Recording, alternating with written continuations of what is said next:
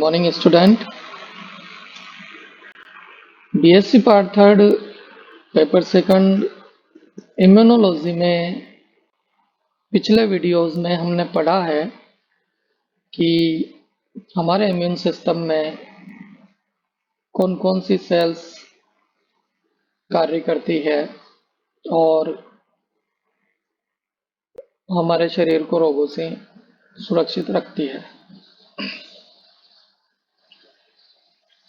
बच्चों, ये जो सेल्स होती है जो इम्यून सिस्टम का पार्ट्स होती है, B lymphocyte, T lymphocyte, monocyte, macrophage, इन सेल्स के बारे में हमने पढ़ा है। इन सेल्स का निर्माण या उत्पत्ति कहाँ होती है, इनका मैचुरेशन कहाँ होता है और ये कहाँ पर पैथोजेंस को ट्रैप करती है या पहचान करती है, आज हम इसके बारे में पढ़ेंगे। तो आज हम लिम्फोइड ऑर्गन के बारे में पढ़ेंगे।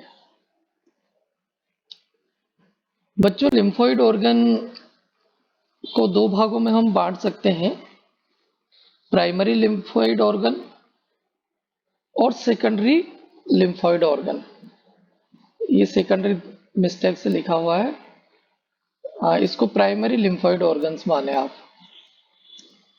प्राइमरी लिम्फोइड ऑर्गन वे ऑर्गन्स होते हैं जहां पर इम्यून सेल्स की ओरिजिन होती है तथा उनका मैचुरेशन होता है। उन्हें हम प्राइमरी लिम्फोइड ऑर्गन्स कहते हैं और ये दो प्रकार के हैं, थाइमस और बोन मैरो। जैसा कि हमने पिछले वीडियो में पढ़ा है, बी लिम्फोसाइट, टी लिम्फोसाइट के साथ इम्यून सिस्टम की सारी सेल्स बोन मैरो में ओरिजिन होती है। उसके बाद बी लिम्फोसाइट का मैचुरेशन बोन मैरो में होता है, जबकि टी लिम्फोसाइट का मैचुरेशन थाइमस में होता है। सेकेंडरी लिम्फोइड ऑर्गन्स वे ऑर्गन्स होते हैं जिनमें मैचुरेशन होने के बाद में इम्यून सिस्टम की सेल्स वहां पर ट्रांसपोर्ट होकर के जाती है। वो वहां पर डिफ्रेंशिएट होती है, अलग अलग सेल्स में विभाजित होती है और इसके अलावा पैथोजेंस की पहचान करने का काम भी वहीं पे किया जाता है। ये secondary lymphoid organs tonsils, adenoids, spleen, lymph node, bursa Fabricius और मैक्रोफेजेस भी हो सकते हैं।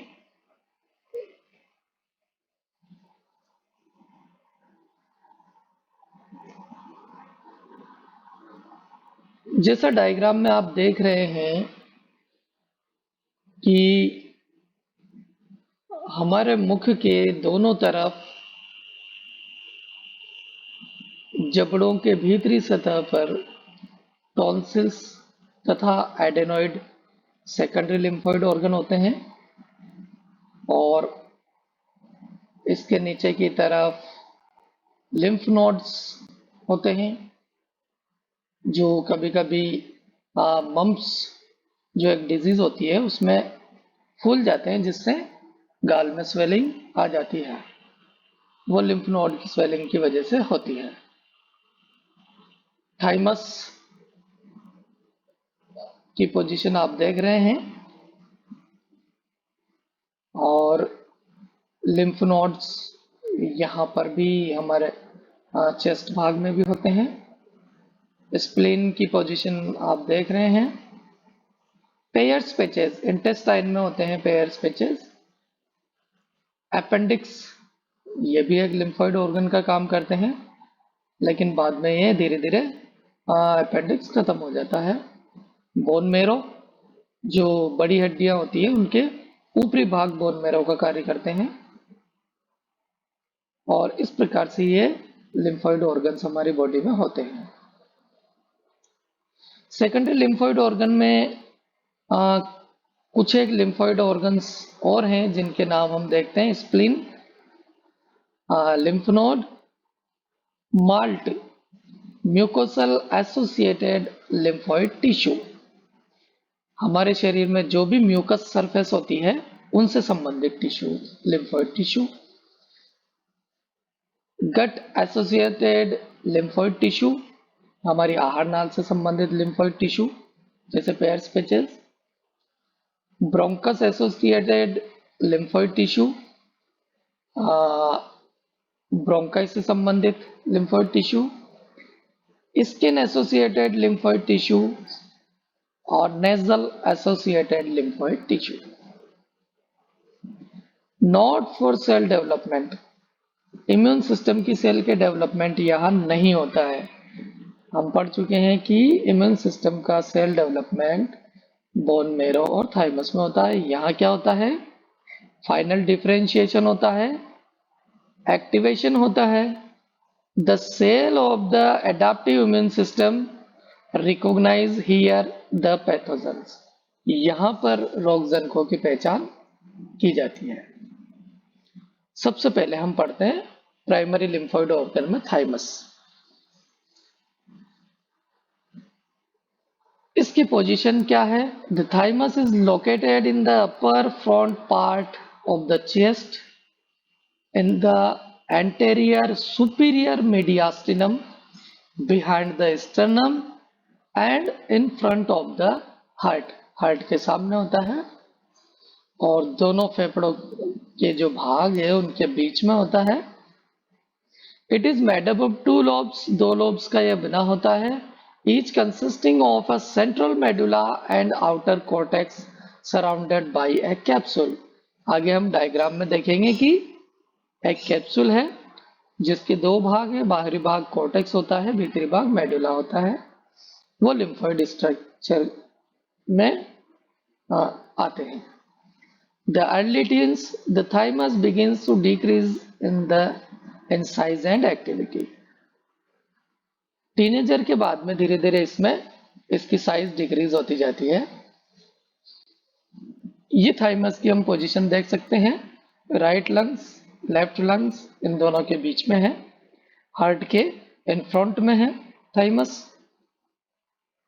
पेराइटल पेरिकार्डियम, ये हार्ट को घेरने वाली झिल्ली होती है। इस प्रकार से ये थाइमस की पोजीशन है। इंटरनल स्ट्रक्चर में थाइमस को देखते हैं, ये एक कैप्सूल भाग है और इसके 2 भाग है, कॉर्टेक्स जो बाहरी दानेदार दिखाई दे रहा है और मेडुला भाग आंतरिक भाग होता है जिसमें थर्मिक कैप्सूल्स पाए जाते हैं। और ये जो सेप्टम अलग अलग भाग दिखाई दे रहे हैं वो इंटरलोबुलर सेप्टम के द्वारा ये लोब्स अलग होते हैं। थाइमस के कार्य देखते हैं। The thymus facilitate the maturation of T cells, an important part of the immune system providing cell mediated immunity. पिछले वीडियोस में हम पढ़ चुके हैं कि कोशिकीय मध्यस्थता वाली प्रतिरक्षा टी सेल्स के माध्यम से होती है और टी सेल्स का मैचुरेशन थाइमस में होता है। Thymolin, the hormone, is believed to be involved in T cell differentiation and enhancement of T and natural killer cells action.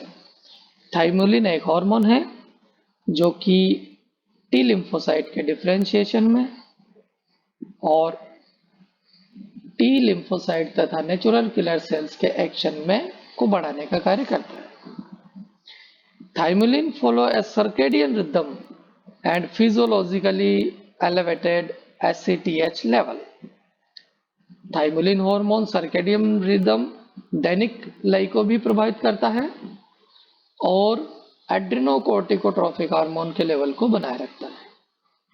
Thymopoietin is a polypeptide hormone secreted by the thymus that affect the rate of which your skin ages. हमारी skin की age, उसकी glow, वो thymopoietin polypeptide hormone affect करता है। Thymopoietin affect the body's capacity to maintain youthful function in everything from skin cell to brain. इस प्रकार से thymus glands के कार्य हैं। Thank you.